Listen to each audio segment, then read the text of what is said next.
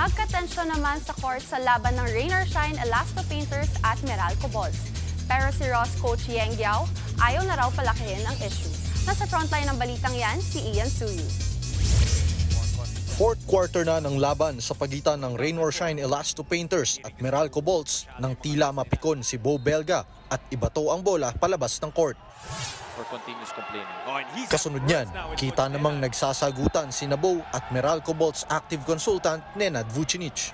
Nang makita yan ni Ross head coach Yeng Giao, sumali siya sa sagutan at sumugod papunta sa bench ng Bolts. You know na si Coach Yeng lagi niyang poprotektahan ang mga players niya. Namagitan kaagad ang ibang mga players at officials. Tinawagan ng technical foul si Giao, Vucinic at Belga. Nagpatuloy ang laro kung saan nagwagi ang Bolts 121-111.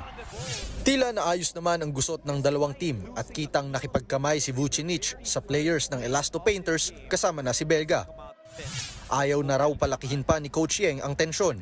Ipinagtanggol niya lang daw si Belga nang makita niyang kinakausap ito ni Vucinic.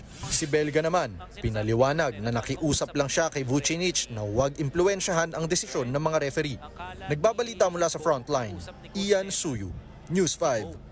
What's up mga kapatid, it's your sports tito Mike Reyes. Huwag magpahuli sa mga umaaksyong bakbakan at harapan sa loob at labas ng bansa. Para sa mga pandiin ng sports news, mag-follow at mag-subscribe sa social media pages ng News 5. Peace and love.